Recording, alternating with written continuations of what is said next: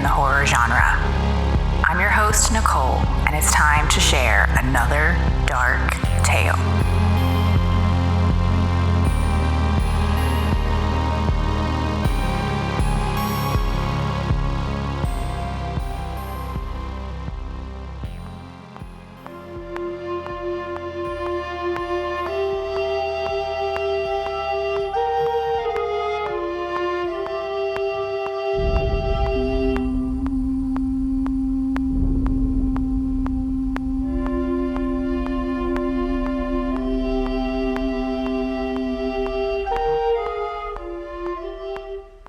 Greetings, brothers and sisters, and welcome to the next installment in the Religion and Horror series. Today, we will be discussing Midsommar, written and directed by Aster. And as promised, I have a guest with me today. She is what I like to call a classic light and shadow guest. So I want to give a big, warm welcome back to Sunny.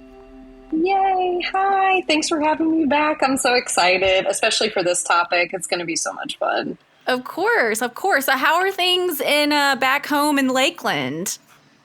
Hot, sweaty, the usual. You're not missing much. Same old. Yeah, you mean it's not like a beautiful pastoral midsummer celebration? It's more like time in hell? Don't I wish, I guess that depends on who you ask, but yeah, I would give anything to be in Sweden right now. Oh. Even if it was in a cold, that's fine. That's fine. As long as the weather is nice. Yeah, that's all we care about. So before we get into the film discussion today, the audience has heard my story about my religious background. So if you're comfortable sharing, I would love to hear what your religious background is, because like you and I have sort of orbited around it, but I've never heard your story. Mm-hmm. So what is your religious background? Oh my gosh. Well, full disclosure, definitely a Christmas and Easter Christian, right? That's kind of how I grew up. Mm-hmm. We were also Methodist, which I feel like, correct me if I'm wrong, but seems to be more of like the laid back Christian out of all the different like sects of Christianity. So we're Methodist, and probably because, it was pretty laid back and easy. So, my parents, my mom, was fairly religious. My dad kind of just went with the flow. She dragged him to church, he was going. Mm-hmm. I did do confirmation when I was in, I think 6th grade. And that was an experience. And I also went to a Lutheran private school in 6th grade. And frankly, I did not like it. But I think it was for a lot of different reasons other than, But after that, I kind of just, I did a lot of, Sunday school when I was younger, a lot of like Bible study classes like during the summer and things like that. And as I got older, we all started asking, bigger questions and blah, blah, blah. I kind of drifted away from it a little bit. And I felt like I was a kid that asked a lot of questions. And at the time, I felt like I wasn't getting them answered. So I went to college, I did all the soul searching and blah, blah, blah. And I wouldn't say that I subscribed to anything in particular, but I've kind of learned to sort of embrace the mystery, as corny as that sounds, maybe. And, just trying to be a good person, find something good while I'm here. And that's kind of it. It's pretty boring, actually, Nicole. It's not as exciting as like, snake handling or speaking in tongues or anything like that. So, well, I do love, I love how you summed it up with embracing the mystery. Like, that's actually a really beautiful way, I think, to look at life and spirituality. And I think that a lot of times when we are open to that and like open to questions and different experiences and not having to have like a solid answer for everything, I think that's a really great kind of open and true way to live. So thank you for sharing that with me. And I know, though, also, and we can talk about this a little bit more when we talk about your art later on, but I do find it really fascinating that even though you're not really a religious person, that you're drawn to like the Catholic imagery and the Amish imagery. There's something like there's an appeal there for you that I find very interesting. Yeah, I think, and we'll get into this probably when we talk Midsommar, but, ritual is pretty prominent throughout most religions. And I think I love just any sort of practice with ritual, and obviously like the visual element too that goes along with a lot of these practices, right? Like just surrounding yourself or immersing yourself in the iconography, just really feeling like, you're a part of this experience. So being, again, submersing yourself sort of in that realm, I don't know, just it kind of brings out that magic and mystery a little bit, right? Yeah. So, yeah, I think a lot of people, are drawn to the beauty of it. I mean, you don't have to necessarily be religious to walk into one of these beautiful Catholic churches and just be in awe of and honestly inspired too by what you see. Absolutely. Well, and I think that I've been intrigued by sort of the overlap of, religion and horror, but I do think there's a lot of, they have a lot of similarities and a lot of parallels. And I think a lot of it has to do with what you're talking about, this imagery and how it sucks you in. And I feel like a certain type of person kind of sees some of the same qualities in genre films and in religious practice. So, which again is the main reason why I'm doing this religion and horror series, is because it's always been fascinating to me. But then I've come across so many people who get that, and I'm like, okay, so there's definitely something here to explore. So my last episode was Midnight Mass, and that was, I guess, my first real religion and horror episode. And that show is really straightforward, super clear. It's maybe the strongest religion and horror thing I've ever personally watched, I think. So Midsommar is a little different. And to me, Midsommar is really not really a film about religion, but about relationships. And of course, Ari Aster has talked about that. It's his breakup movie. But clearly, the culture of the community, the plot of the film, is largely centered around religious beliefs, customs, how it all works. So it's definitely fair game for this. So I didn't really choose this film, though, so I put it out to my little horror group. If I do this series, what films are you interested in? What would you want to come on and talk about? And a few people brought up Midsommar, and Midsommar and The Exorcist are the two that I was like, I don't really want to do those movies. Why didn't you want to do Midsommar? Well, Exorcist kind of just feels like it's sort of the obvious choice, right? That's the default. But why Midsommar? So Exorcist, I was like, what am I going to say that somebody else hasn't already said?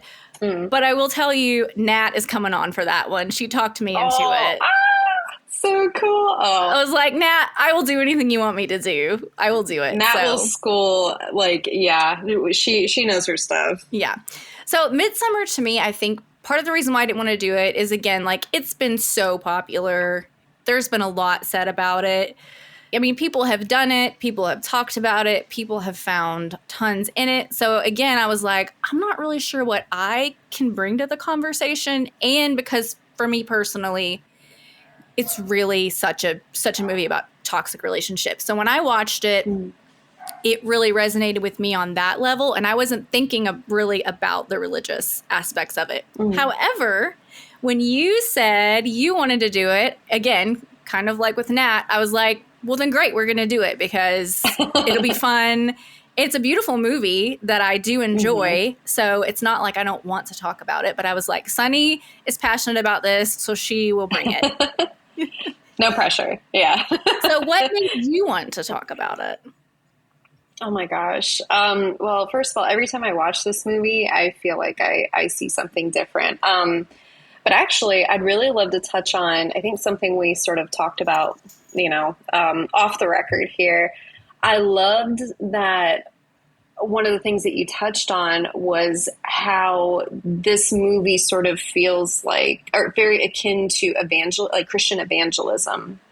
I don't know that many people would agree with this point of view, but I would argue that Dani's presence in Sweden, or how she gets there, it was predestined, right? I think they had this mapped out.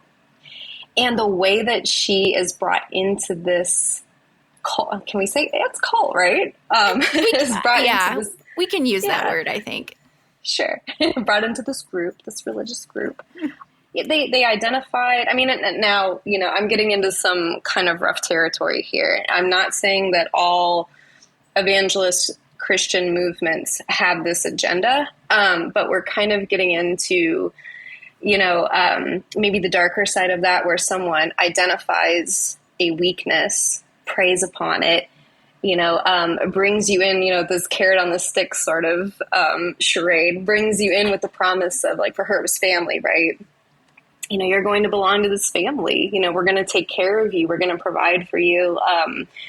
I mean, when Danny and, oh my gosh, how do you say, is it, I have it written down here. Pele.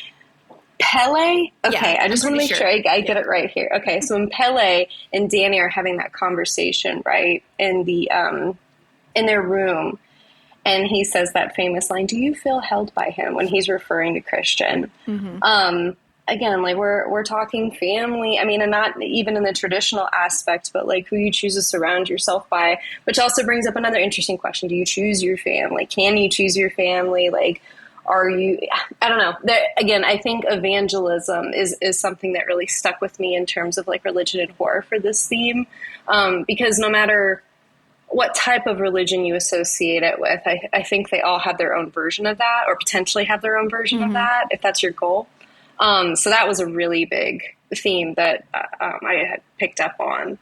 Yeah, and we will get more into that here in a little bit, because this was only my second viewing of Midsommar. It's one of those I've been meaning to revisit, and this time watching it specifically with the religious lens, I did find myself seeing some similar things that I've seen, in my own church experience growing up that I didn't expect to find. So I have a few examples that I want to talk about a little later on. But before we get too far down the film analysis road, spoilers ahead, folks.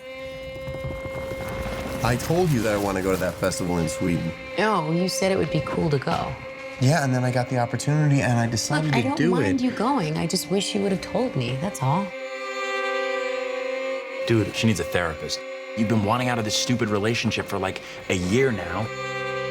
And don't forget about all of the beautiful Swedish women you'll meet in June. Okay, guys. That's not her again. Seriously? Babe, what's happening? Danny.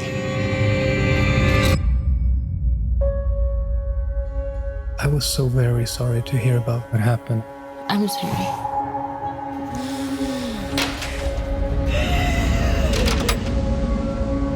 I invited Danny to come to Sweden. You know what she's been going through. Christian says you've got this special week planned. It's sort of a crazy festival. Special ceremonies and dressing up. That sounds fun.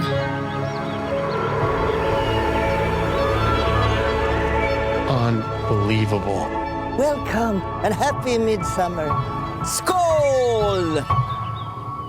What time is it? 9 p.m. That can't be right. The sky is blue. This is what 9 p.m. is like here.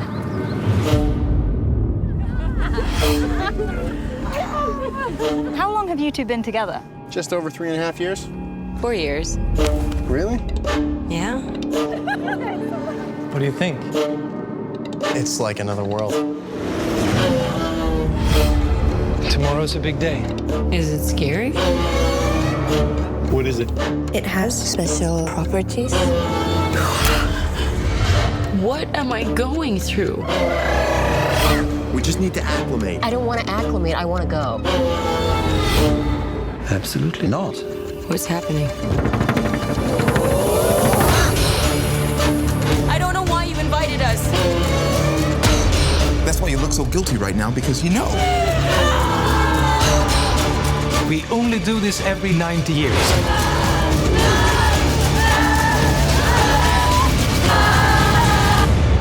I was most excited for you to come.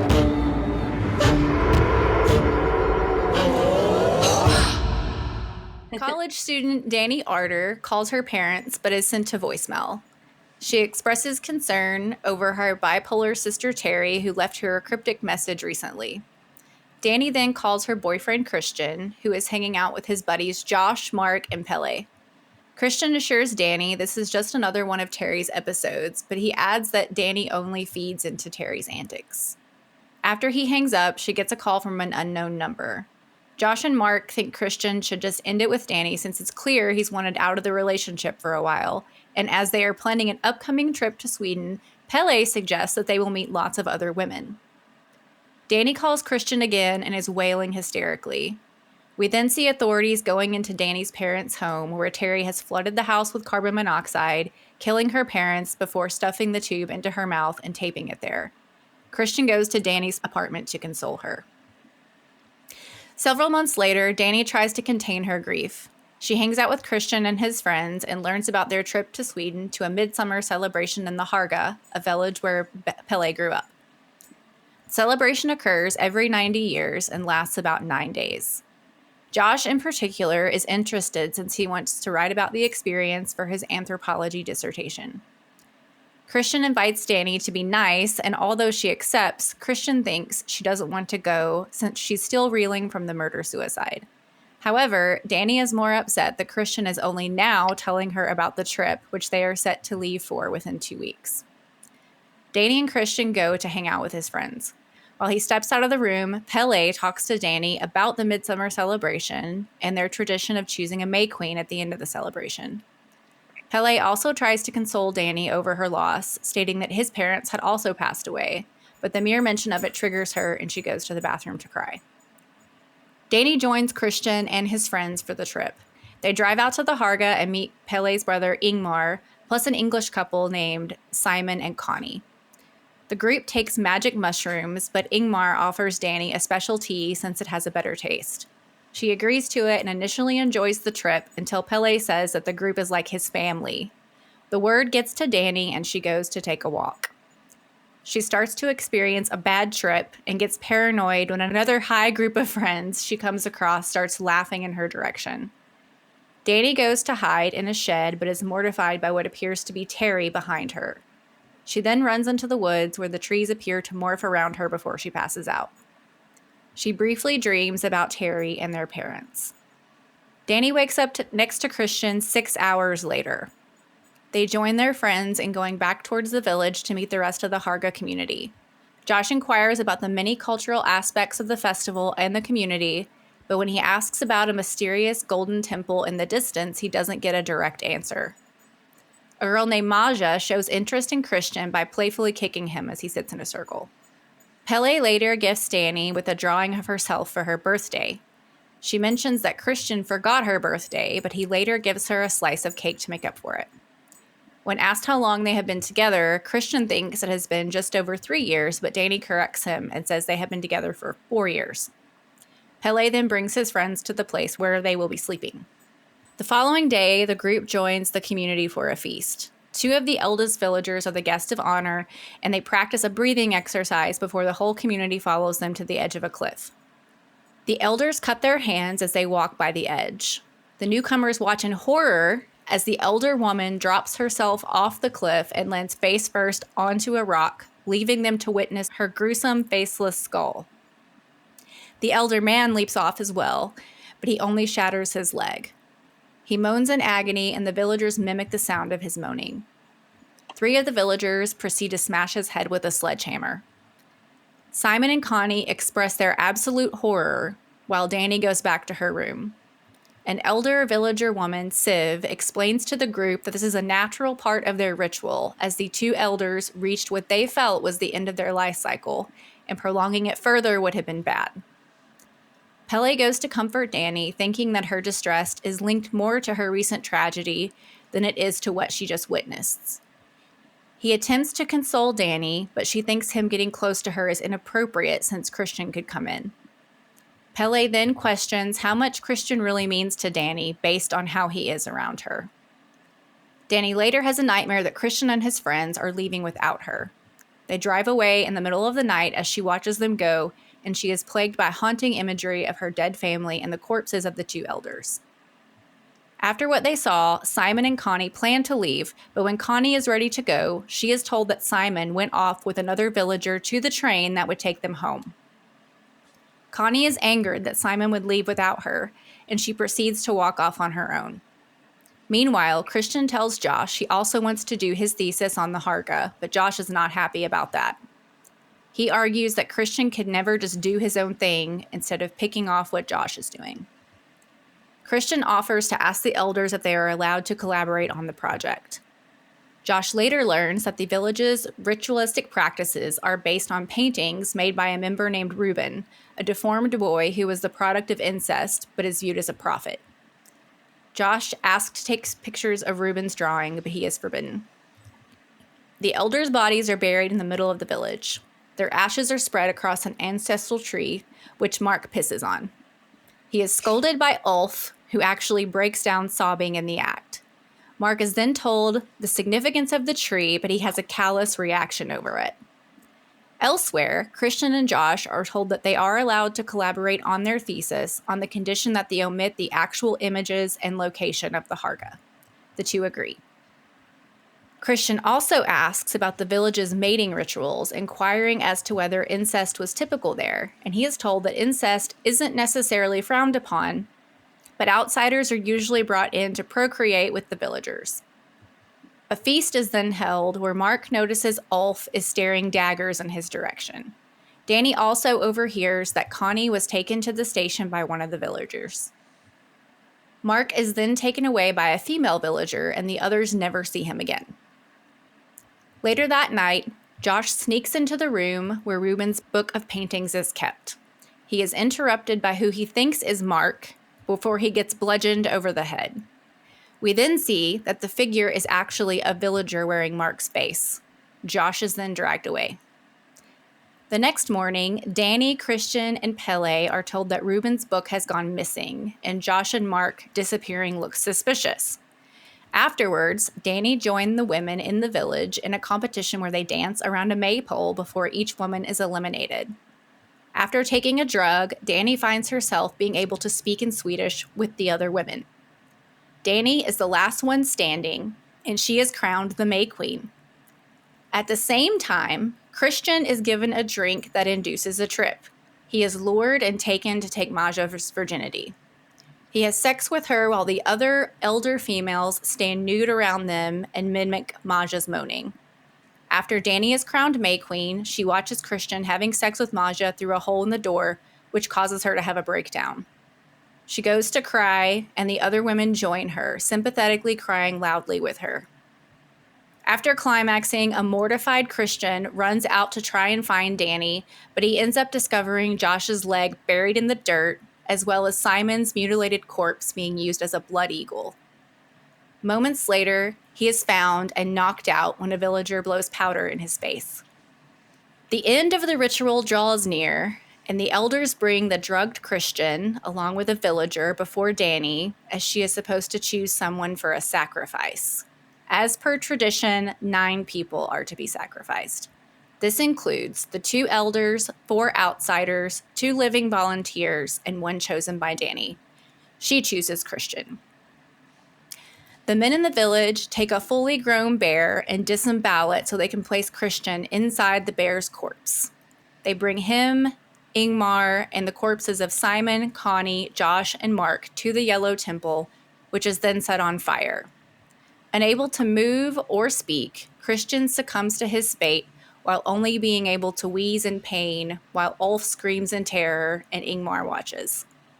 The villagers mimic the screams while Danny appears to break down from what is happening again. However, as she continues to watch the temple go up in flames and hears the unified wailing of the villagers, a demented smile begins to form on her face. And that synopsis was provided by IMDb, so if there are any tiny details that are wrong, don't at me. Okay, so before we get into the specifics, the further specifics of this film, Sunny, I see that you have dug up a little bit of history of the Midsommar celebration, and would you care to share that with us? Give us a little education. Oh my gosh. Sure, I will do my best. So one of the things that I looked at was whether or not Midsommar, as portrayed in the movie, is an actual holiday or ritual, whatever you want to call it. And it is. However, a bit dramatized in the movie, way more extreme. There's no human sacrifice, for example. Are you sure? I mean, as far as I know, I've never been to Sweden. I haven't been recruited yet. Hopefully one day, but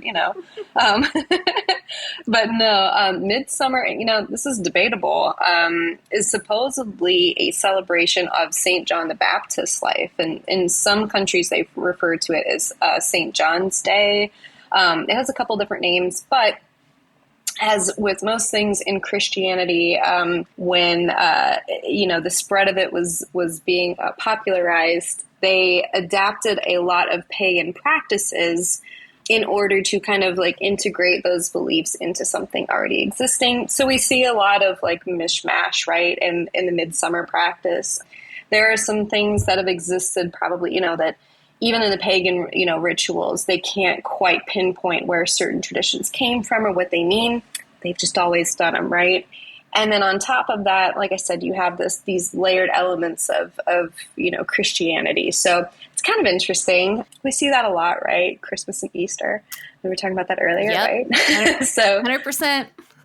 Yeah, so there's your religion and horror. But anyway, so yeah, there's a lot of different elements, and I mean we could get into the details of what the specific practices of a traditional midsummer are, but definitely the maypole is a big part of it. Celebration of spring. There is a May Queen that is picked, and yeah, it's really just a big celebration to welcome summer.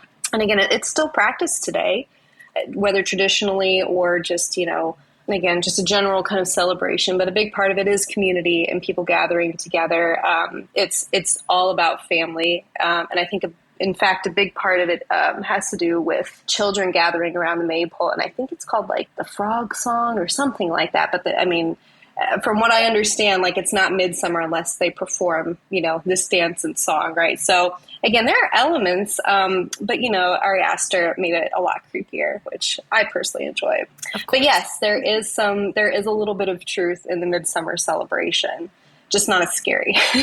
Yeah, not as scary. And I really loved when they told that little story about why they do the maypole. I can't remember like all the specifics, but it was something about like the devil came to the village, and so and there was something to do with that, and that's why they do like the maypole dance and everything. Oh, it was like he made them dance until they died. That's what it was. Yes. And so they still do the maypole like dance like in defiance of the devil or whatever. And I was like, that's a cool story. I don't know if that's a true story or not, but I was like, yeah, I was like, that's whether based on a true story or just made up by Ari Aster. That's a really fun little story, which of course I love that kind of folklore stuff.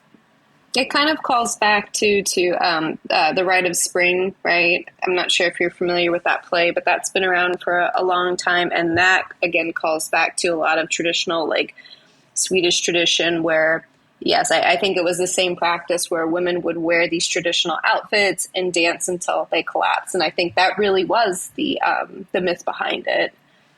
Have you ever done, like, a maypole dance or, like, done the ribbons around the maypole? I gotta find my coven first, and then I wish. I would love to experience that.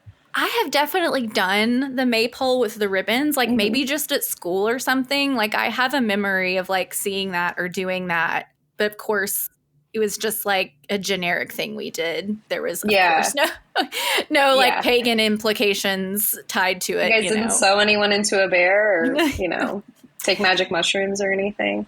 No, unfortunately, not in the like third grade. No. Yeah, you have to wait till you're a little older. I know that I think they do maypoles still like Renaissance festivals and stuff like that. Yeah, that makes sense. That sounds very Ren Fair-ish. Right. Yeah. Yeah. So, okay, so we talked a little bit about the evangelical kind of implications, and I would like to dig a little bit more into that now that we've sort of gotten the obvious pagan stuff out of the way. So there are a few points that really struck me. Overall, the feeling that this whole world it's bright and sunny and cheery and colorful. It's got that Texas Chainsaw effect to it where it's a horror movie, but it's all in the daylight. Oh my gosh. But there's something dark going on underneath it. And I feel like a lot of times in modern churches, that's one of the things that sort of rubbed me the wrong way as I got older is, everything's always positive and everything's always cheery. And like, we don't talk about the negative and like, everything's all, but then you're like, but that's not how life really is, and that's not how humans really are. Everything's not just sunny and cheery and perfect all the time. It's a little bit of like a mask. And so how, everybody's kind of just trying to go along. Everything's fine. And then we find out everything's not fine. So that resonated with me. Also, like you said earlier, Pele strikes me as like the all-time evangelist. He kind of slowly builds this relationship with Danny so he can basically like convert her at the opportune time. And of course, everybody in his group serves like some specific purpose in this group, cult, whatever we're calling it. And I do think, well, I want to ask you this question a little bit later. But the mushrooms, whenever they get there and Danny takes the mushrooms, but like she's clearly not comfortable with it. She doesn't really want to take mushrooms. She just does it to like go along with the group. And I feel like that's another thing in church settings. It can be very difficult to say no to like experiences that you're not comfortable with because you feel like it's what you're supposed to do to like be a good practicing Christian. And especially growing up in Pentecostal churches, you know, it wasn't like speaking in tongues wasn't like some people have this gift, like some people have this ability. It was no. Every single person, if you're a true Christian, like you're supposed to at some point get this ability. And like you're expected to like go down to the altar and like pray to speak in tongues. And if you can't do it, there's something wrong with you. Like there's something like you don't have the faith or you didn't act right. Or your life is like not in order or something. But like that in particular was something you were like pressured to do, whether you were comfortable or not. And like whether you're an adult or a child or whatever, you're like convinced there are certain things you need to do, you know. So that struck me. And then of course we watch her kind of unravel at some point after that, right? So clearly she did not need to be taking mushrooms in the middle of the field. So do you think that this was all predestined for these folks to end up at Harga? Because Pele did not know Danny was coming. Pele did not invite Danny. She ends up just on the trip, and she ends up being the May Queen. But also, every single one of his friends just so happens to fit the perfect role. So are we to believe that that is coincidence and Pele capitalized on it? Or is there some kind of supernatural element orchestrating this whole thing? I mean, I personally think it was, they set this up. I think that, so one thing that I've read about this movie is Ari Aster, when they're asking about, you know, pretty much the same question, he always responds to, look at the walls, right? He drops all these wonderful little Easter eggs throughout the film. And I feel like once I started viewing it through that lens, I was able to see some things that just didn't quite add up. From the very beginning, one of the things that struck me when they're panning through the house after the parents have been killed, right, and the sister supposedly commits suicide, you look at the sister's positioning of her body and the way that she chose to kill herself. She has the hose taped to her face, and she looks like she is struck with pure horror. To me, that looks staged, as if someone came in and already had done the deed and then set it up as if to look like a murder-suicide, right? And then you have all these other kind of interesting little Easter eggs where when everyone else comes to the village along with Pele, right, the other guests are kind of greeted and say, welcome, welcome. They look at Danny, welcome home. You know, they hug her and welcome her home. I think that, again, and oh my gosh, there's so many. This was one element of the film. Again, it might be slightly off topic, but I guess if we're talking about evangelism, predestined versus, you know, by design, I guess. I feel that this was set up, and the more I watched the film, the more I think they had Danny, you know, pegged from the very beginning. One theory is that her parents were former members, and that Terry, right? Terry was actually their real daughter. Danny was an adopted daughter, and they knew that someday she was going to have to make her way back to the cult, the group, whatever. So this was kind of their way of bringing her back, right? Because like we talked about earlier, they need outsiders in order to continue, you know, to grow their family. I think they wanted Danny back. And I think that, like any good recruiter, you kind of drop these earworms, right? and you are very good at making someone think that this is their idea, their belief. Because what is the best way to indoctrinate somebody, right? It's not by force. It's by making them feel like, either preying upon a weakness or making them feel seen or heard. And we see that a lot. Again, I'm not going to pick on Christianity necessarily, but we see it in a lot of different religious practices, right? That's something that actually recently, don't laugh, but I actually went to a tent revival recently just to kind of check it out. And I hadn't been to one. Yeah. And when you were talking about earlier how people sort of feel like, they have to go along with this, ideas that, maybe don't necessarily fit into their own, morale, or maybe they're doing something that they wouldn't normally do because they want to fit in with this group. And that was something that I felt like as an outsider, I really could see happening. People speaking in tongues or falling over. And it does make, there's something about it, there's this like tremendous sense of like wanting to belong or wanting to like solve like, maybe some deep inner turmoil, physical, mental, whatever. And I think that's, kind of what it was, very much what happens with Danny, Yeah, I agree.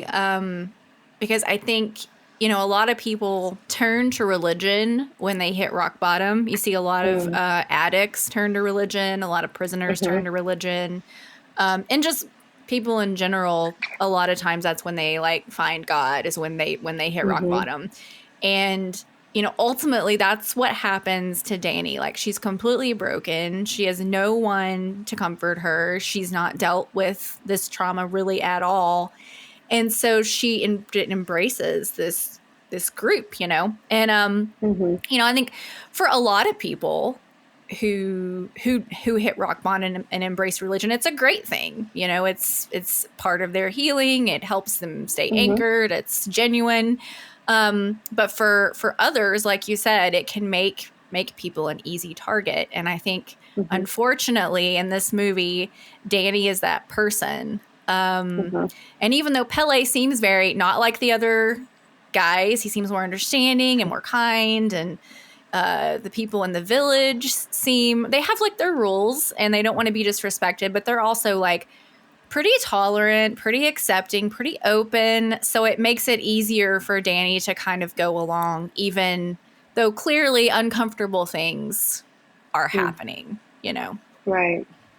Yeah. I mean, in what other setting could you, I think it's kind of tremendous bait. Like you said, have this very kind, easygoing attitude. And then you witness something like the elders, jumping off this cliff. How do you normalize something like that? It's like, well, they're really nice and caring and they provide and like all of these other aspects, but I just witnessed this really horrible thing. And you have this like crazy, just inner, like, turmoil or inner conflict that happens. Like, wow, like I really know that this is wrong, but at the same time, like, look how happy and together everybody is, like how they rationalize it and justify it. It's a great honor. I mean, you see that a lot in certain religious practices. You're witness to some pretty crazy things, but it's for the greater good. There's a purpose for it. So I actually want to ask you about that, because clearly that is the big OMG moment of the movie when we watch the elders sacrifice. There's a term for it that I did not write down. Do you happen to have called, that? I do. Hang on, because I want to make sure that I pronounce it properly. Astupa. Yeah. So that, and I love how they set it up too, because Pele mentions it and Josh knows what it is.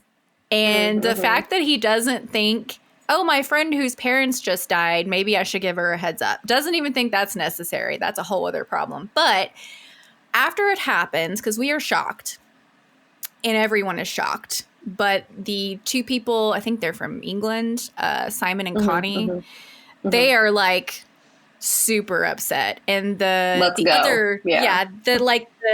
basically the leader, the elder woman, I think her name is Siv, she just goes to them very calmly and just tries to explain what they just saw. She's like, this is how we live our life. Instead of being old and sick, we choose our time of death, and it's beautiful. And I thought, well, how interesting is that? So my question for you is, if you like witnessed this and then you got that explanation from this person, and you're in this culture, you don't know how they live, you don't fully understand. Like, would that comfort you? Would it cause you to pause, or would you just be like, no, nah? Oh man, that's a hard question. I mean, seeing something like that would obviously be very, very, very shocking. This might, maybe I'm a really bad person to ask because I probably could be recruited to a cult very easily. I'm definitely a people pleaser, and I try to be very open-minded and understanding. Even if I'm seeing like two people that jumped off a cliff, I mean, the only part of it that would give me pause is that they chose it, right? This was something that, and I think she says that too, in so many words that, they gladly, like, this was an honor for them. They laid down their life. And when it's my turn, I'm going to, do the same, lay down my life. But I don't know. As far as stomaching something like that would be pretty gnarly. Yeah. Again, what do you do in that situation? Because like you said, you have someone like Josh who is looking at it from a purely like anthropological aspect. And it's like, really, really trying to understand it. But then we view him as very, like, coldly indifferent, right? Yes. And obviously Danny is very disturbed by it and confronts, I think, Christian about it later, right?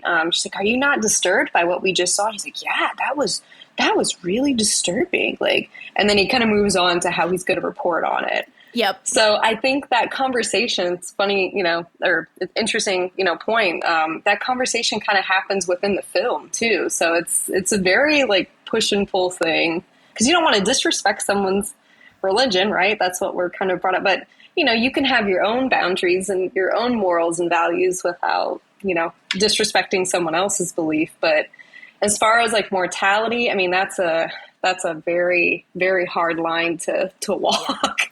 Well, and seeing it, and even as shocking as it is in an Ari Aster film, seeing something like that in real life would be very difficult to process and understand, no matter what. Right. Yeah. But I asked myself that question when I watch it, and I'm like, oh no. Well, and because then the question, goes deeper is even if they chose it, it's like, well, did they choose it because they've been conditioned for so long to think that this was the right way to do it? So it's hard to say. Yeah, it is. It is. But that's why we love movies like this. Yes. So since we're talking about this disturbing scene, do you want to talk about other moments that we found scary in this movie? Oh my gosh. It is a horror movie. Well, obviously, that was pretty disturbing because you see it happen and then you're like, oh, that was pretty awful. And you think like more or less it's over. Nope. They zoom in right on that guy's face and pow, we get that lovely, body horror, like gory element of it. Right. Mm. But the more I watch this movie and the more I understand how this doesn't feel like the turn of events that bring Danny, to this group, like it doesn't feel like a coincidence anymore. I think that's what disturbs me because Danny throughout the film seems like a very empathetic person. She's completely different than Christian or Josh or Mark. And, she thinks that she's found some sort of kinship with someone who really cares, who really wants her to feel like, she belongs to this loving, caring family who's going to love and support her, blah, blah, blah. So to know that, or to see her go through this transformation where, like you said at the end, like when she actually chooses Christian to be the one to be sacrificed, we see this very sinister smile on her face. To me, it's such a disturbing, revelation. And it makes me wonder, like, what if Danny ever found out that they had set her up in this way? I mean, imagine people who are in, highly religious groups or cults kind of realizing, like, how the sausage is made, more or less, right? I mean, how mind-blowing is that, for someone to come to terms with? So can you imagine her being in this isolated place thinking, like, she's overcome this really traumatic event in her life. She's found her group, found her family. And not only would she realize that she's a part of something pretty sinister, but they all committed these acts of murder, intentionally as part of this ritual, as part, of a means to keep her there. So for me, I think it's Danny's transformation that freaks me out the most. But what about you? So when I first saw this, like I saw it, I didn't go see it in theaters. I'm really bad about seeing like new horror. It takes me a while.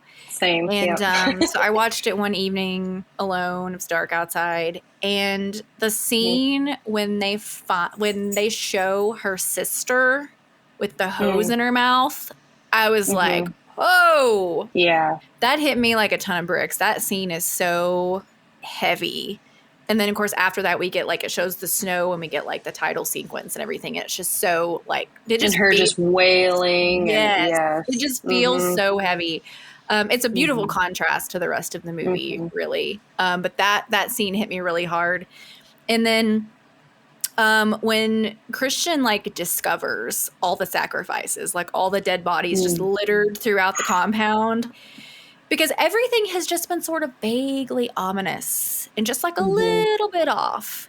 And the fact that he's naked when it happens makes it scarier because you're like, oh, he's so vulnerable.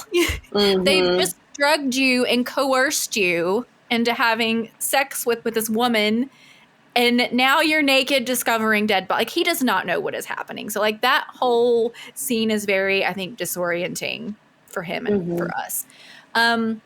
But I also find her kind of transformation very disturbing as well. And like, you see this movie touted as one of those like good for her movies, which I get it. Like, you know, like making light of the fact that, you know, she puts her boyfriend in a bear suit and burns the temple. Like, I like the cathartic imagery of that, like as from a breakup movie. Like, I like it from that standpoint. But I asked myself, even the first time I watched it, I was like, he doesn't deserve to die. No. You know, they had a rough relationship and they didn't need to be together. But like, we don't see him abuse her. There's no evidence he's cheated on her up until the Maja thing. There's no evidence that like he's a bad person. They're just, they're in this relationship. They're not good for each other. So I'm just like, he didn't deserve to die, though, you know?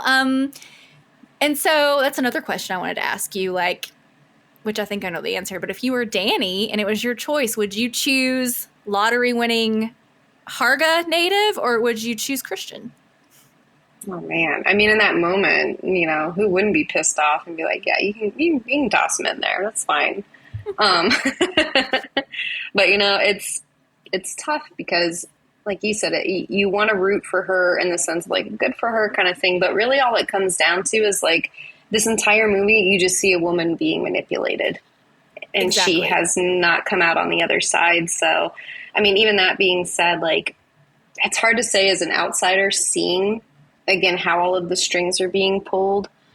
I mean, that would be really difficult. A part of me almost thinks that, you know, I would choose a Native person because, you know, they expect this, like this is what, you know, they've been, you know, brought up with. So maybe for them it would feel less scary than it would for Christian.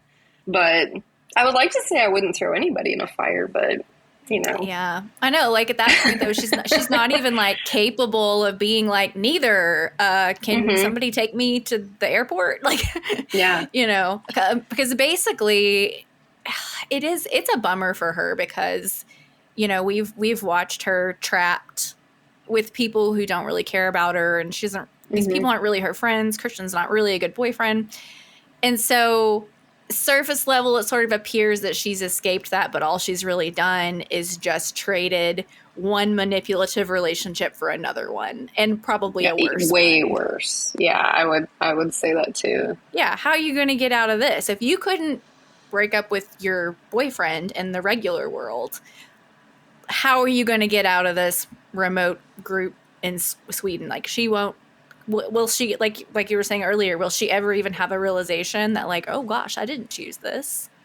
She was ripe for the picking. Yeah, she was ripe for the picking. She was very vulnerable. And yeah, that's what I mean. Like seeing her transformation, that was the scariest part. Cause yeah, like you said, like once I realized like, oh, this was predestined and she fell into it. You're right. It's a huge bummer because you know, there's no real resolve for her, even like a violent one, you know? it's just sad, always around. And like you said, like when Christian kind of comes out and he's sort of seeing everything for what it is. That's one thing though in the film, like, I guess to this point, is that no one actually lies about what's happening there. I mean, you could argue that there's lying by omission. But everyone says, welcome home, this and that. Like they call the elder like sacrificial or suicide ritual, like exactly what it is. And that was another thing I've gone back and I found really interesting that I watched. Pele does not lie to her, like at all. And that's also very disturbing, right? It's just very high level manipulation. And that's what makes it just so like, again, when you see these things and you go back and watch it, it's just wild. And again, like, but at that point when he runs out and he's seeing all of these ritualistic deaths and sacrifices, it's like, oh shit, here it is. Like there is no going back now at this point. And like looking back at all of this, like it was getting to this point, now I'm screwed. Now I'm in a bear and my girlfriend hates me and I'm probably going to get picked to burn. Yep. So, what other is there any other like religious imagery or symbols or significant points that you have in your notes that you wanted to bring up? Astrology, I didn't realize was a really big. Well, I mean, I guess this would be religious aspect to certain cultures, but astrology plays a really big part. Like, I found articles and articles and articles on this, and it's kind of interesting. I think when they say that, they mention it one time where Christian and I'm terrible with names. Maja, that they're a perfect astrological match. I think Christian, astrology portion, I think Christian was a Leo. She was an Aquarius. Danny was a Cancer and Pele was a Taurus. And it was interesting. Someone pointed out that all of the Taurus and outsiders were all either fire or air signs, which are considered more unstable, less traditional. And all of the people within the village are either earth or water signs, which are a little bit more, I guess, muted, traditional in that sense. So there was a lot of astrological play happening. And on that, you kind of touched on it too. The number 9, numerology, kind of played a big part. I think you could dive into that a little bit better than I could, but I do recognize that was a really big part of it. There were 9 total sacrifices, right? 9. I mean, as far as like numerically, that is the end of a cycle. And yeah, I went on kind of a rabbit hole with the 9 thing because I noticed a couple things and then started picking at that thread, and it's like it's vast. Like in many different like religious practices, 9 has meaning. Yeah, it means it said that 9 was the number of completion, like the end of a cycle, which could be lots of things. But it's not just like the end. It's also like, I'm trying to think of how it was worded. It's almost like the end that brings about a beginning, like 9 months of pregnancy, right? So you have 9 months of pregnancy, but it's in order to give birth to this new thing. And so that was supposed to signify like the end of Christian and Danny's relationship, and then like the birth of her as the May Queen. So it's like it has almost like 2 meanings, but also 3 is a holy number, and so you've got 9 is 3 threes, which is significant. In both Jewish and Christian tradition, 9 is like a number of new birth. Of course, this festival lasts 9 days. And I've seen people confused about, Pele says, oh, we do this every 90 years. And Aster clarified that because I was confused too. The Midsommar festival happens every single year, and it's 9 days. It's the sacrifice of 9 people that happens every 90 years. And that's like a sacrifice to the sun. So that's something that can be a little bit fuzzy, but that's the 90 year versus the 9 year thing. So yeah, there's 9s everywhere. There's 9s all over the place. If you guys want to go on a 9 rabbit hole like I did, be my guest. You reminded me too, like speaking of astrology and all of that too. So Christian, I think like based on their astrological signs, Danny would be, so she's Cancer which is represented by the moon. Pele is represented by the earth because he's a Taurus. Christian is represented by the sun because he's a Leo. And the earth in traditional like mythology has this sort of love affair with the moon, right? Which is why the earth changes its tides for the moon, and things fall under like the circadian rhythm with the moon. So I thought that was kind of interesting too. But another thing you reminded me of when we were talking about the threes, Father, Son, Holy Ghost, blah, blah, blah. We have Christian. And then did you notice that all of his friends all have the same names or they're all biblical names or disciples of Jesus? I did notice was pretty that. Interesting. Yeah. I don't know why I didn't catch that the first time, but obviously it's Christian. And then we have Mark, we have Joshua, right? And then Pele, I know, is actually a form of, I think, Peter. Peter. Yeah. Ooh. Oh. And Danny is Daniel. Yeah. So, yeah. We got a lovely little mishmash. And Peter's like the all-star disciple. He's like, Jesus is like number one. And Pele, they tell him that he's basically excellent and has unclouded judgment, so that I wonder if that's kind of the significance there, because his brother also brought Simon and Connie. So he brought part of it, but like Pele did all of the heavy lifting. So he's sort of like the superstar disciple in that group. And he, oh man, yeah, I wanted to say too, I think, isn't Peter I want to say he might be the only one, at least one that they go into detail on, but wasn't he one of the only saints that was crucified upside down? Yeah, I think he's the only one. And I don't know if this is biblical or if this is just lore, but he asked to be crucified upside down because he didn't want to be crucified in the same manner of Christ. He thought he wasn't worthy.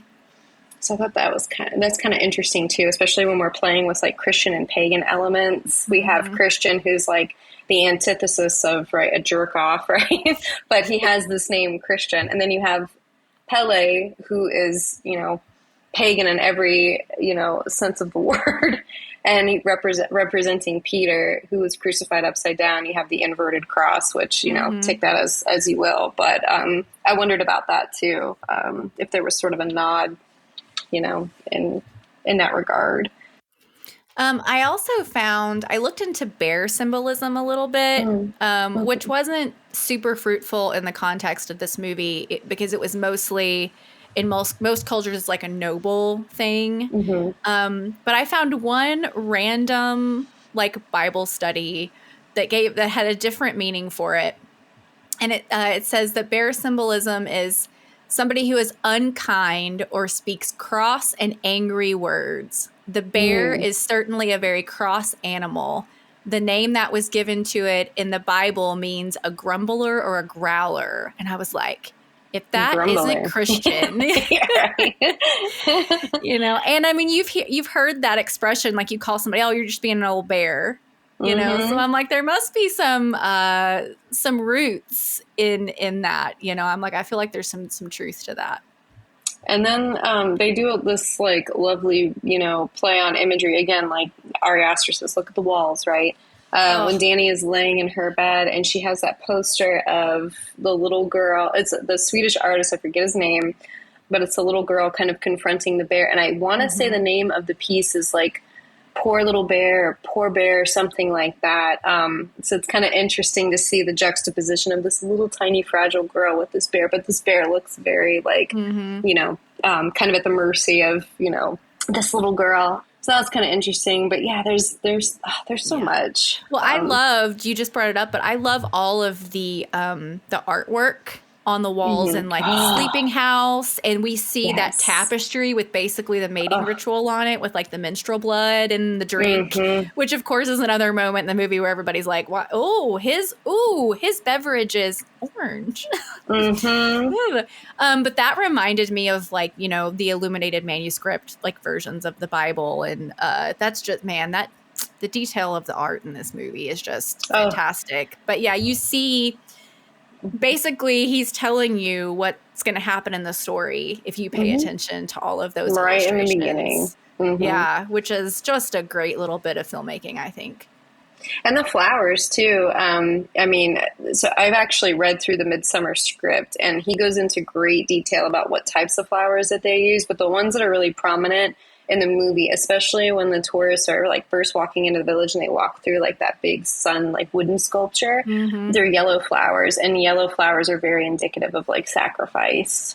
Oh, so interesting. Yeah, so that's actually, I guess now that we're talking about it, not only does Pele not really lie or exaggerate through it, but Ari Aster is giving you literally everything from the very beginning. So yeah, there's this, wow. Now that I'm thinking about it again, like there's this great play of like honesty, but like deception. It's like, man, how do you balance the two so well? But again, like you could argue that that's a very prominent element in cult-like activity. Absolutely. Some religions. Yeah. Absolutely. Yeah. So I think we're drawing towards a close here. We're drawing towards a wrap up. So as part of our like final thoughts, we've talked about kind of some of the most disturbing moments, but what moments and or themes just resonate with you personally in this movie? It could be religious or not, but just like what makes you love it? What really sticks with you?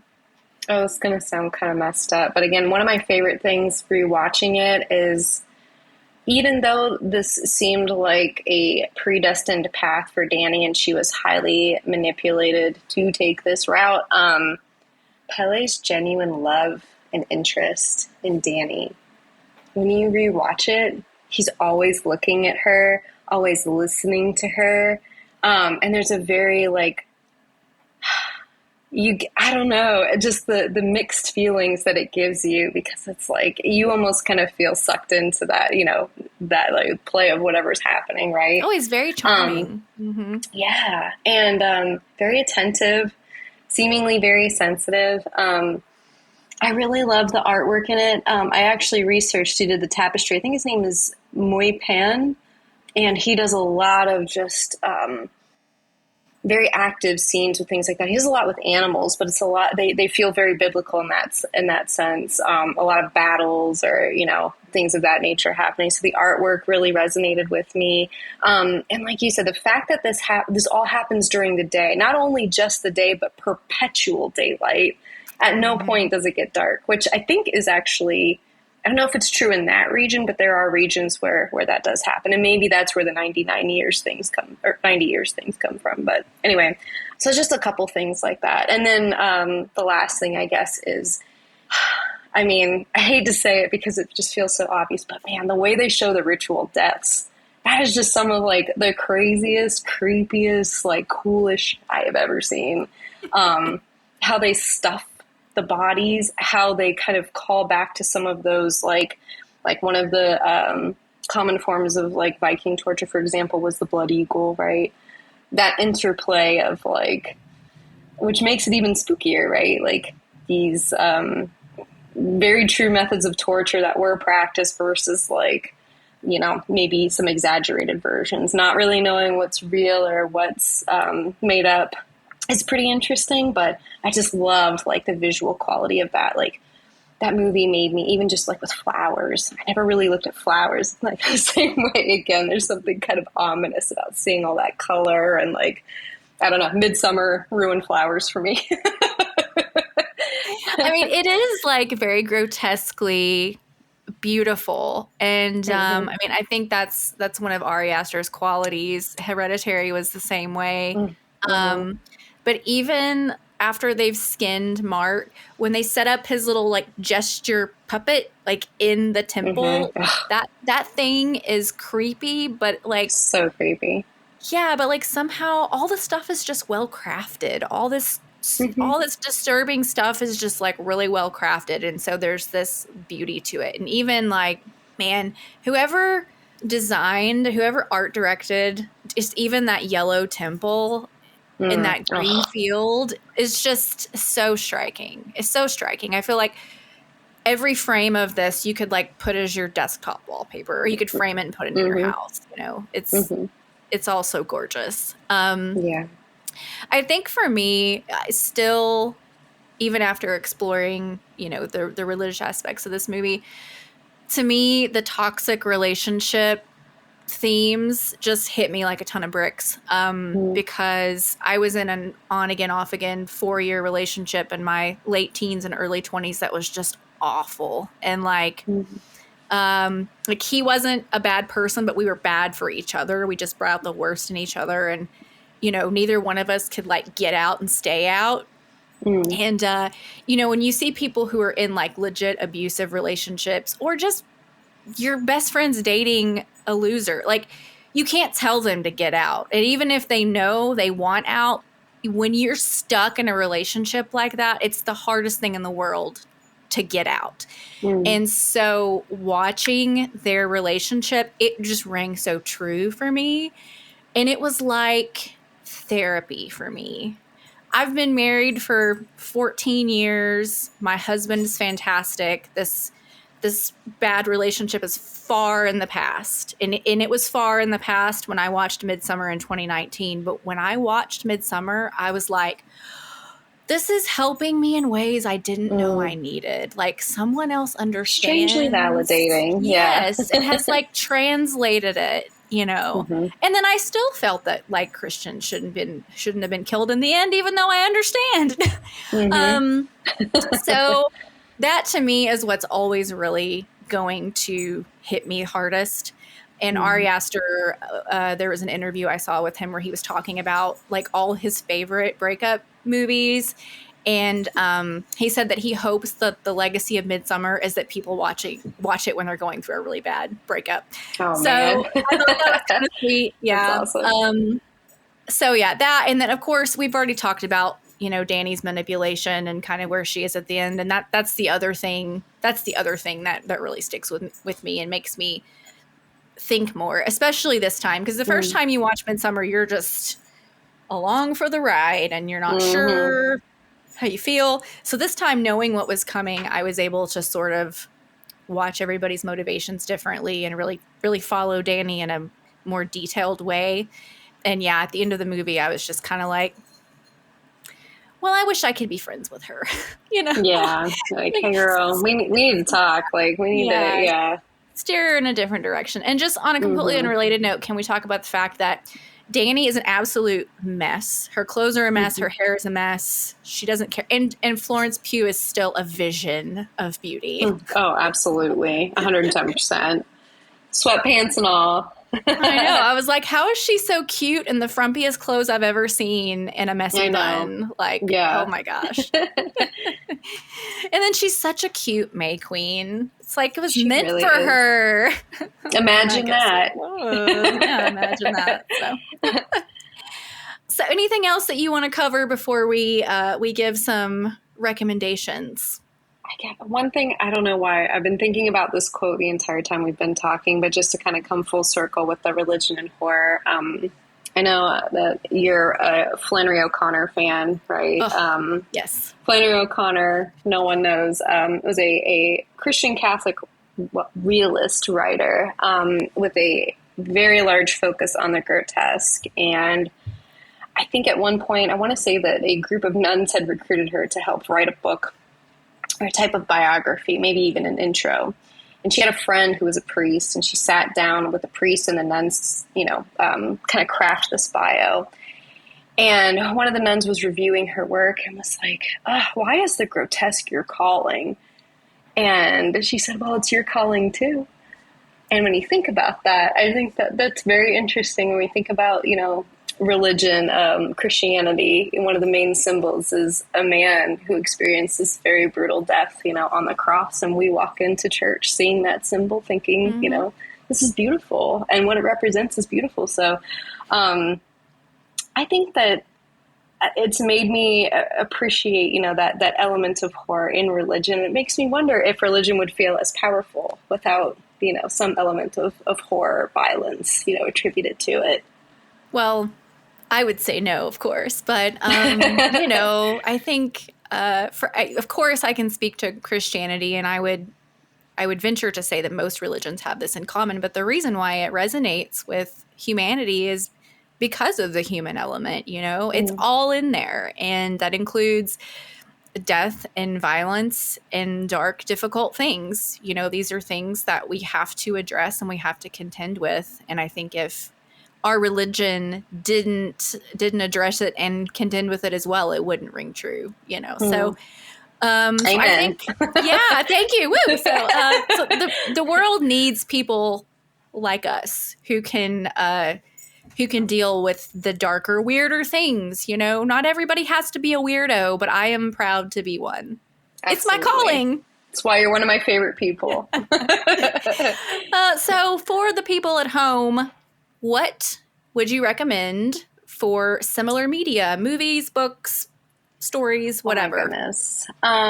Well, let me see. I think for film, I mean, there's a couple obvious ones, right? There's Wicker Man, right? 100%. Yes. Which kind of feels like a no-brainer, but it actually took me a really long time to finally sit and watch that one. I really enjoyed it. I would say The Ritual too. That one I wasn't quite sure, you know, how I was going to feel about that one when I watched it, but I was pretty happy with it. Is that the one where the group of guys goes out into the woods and they encounter something supernatural that we will not spoil? Exactly. Yeah. So that one was surprising. I was very pleased with that one. Rosemary's Baby has that sort of religious, you know, religion and horror element to it. Woman in a strange kind of situation being taken advantage of. Yeah. Right. Yeah. And even Hereditary, you know, Hereditary has that kind of family element. We got the cult element in there. So that for films. For books, one of my favorites, again, if we're talking cults, is Road to Jonestown. And I'm a complete Jonestown nerd. And that was one of the, not only the coolest like Jonestown pieces of literature I've read, but just Jonestown in general. You talk about high level of manipulation and predestined manipulation. That's a really great example. And then there's actually a podcast called Transmissions from Jonestown. It's phenomenal. And they do some deep diving into Jonestown, the tapes, the death tape, all of that good stuff. So those are some of my personal favorites. I will have to check out all that Jonestown stuff because I'm covering The Sacrament in 2 months. So there'll be lots more Jonestown speak to come from me. So I need to listen to that. Yeah. Ooh, I can't wait. Yeah. Well, hit me up. Let me know. I got all kinds of Jonestown references for you. All right. And that reminds me too, I have something to share with you off the record when we get recording. Yeah. So I also have The Wicker Man on my list because The Wicker Man is the all-time folk horror and it clearly very directly inspired this movie.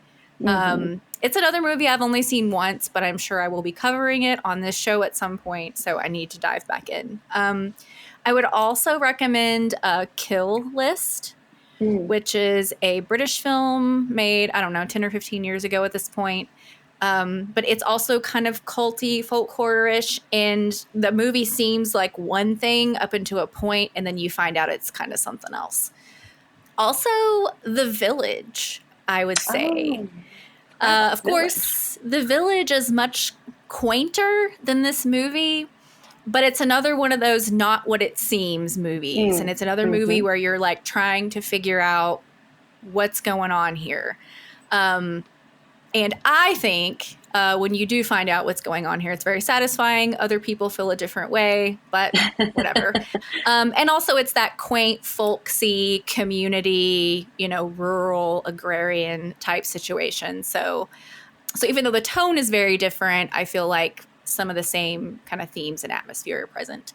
And then, of course, I would say you need to read The Lottery by Shirley Jackson if you have not, because again, you've got this little community and what they do to survive and to thrive. And at the end, it is very disturbing. So if you did not read it and were traumatized as a child in school, you need to read it and be traumatized as an adult. So, Sunny, thank you again for coming on. This has been fantastic. I am very happy that you're my first guest for this series. But tell the people where they can find you and your work.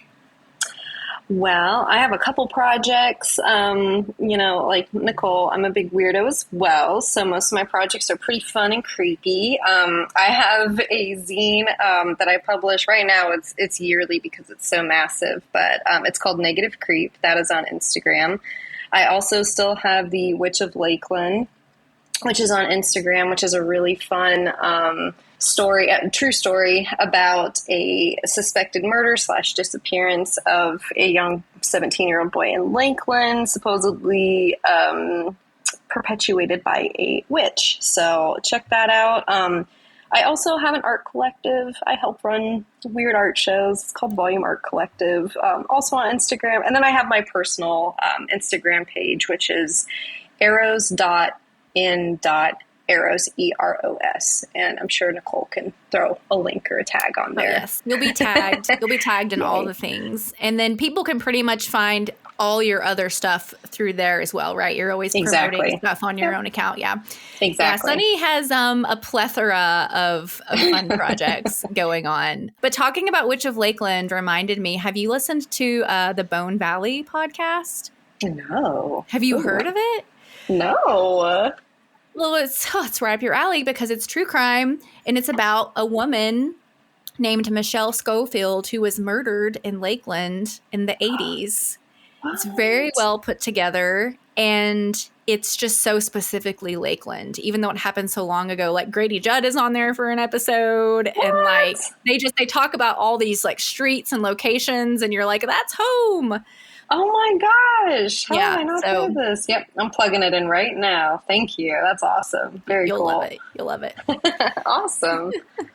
Well, that is it for us today. Thanks for joining as usual.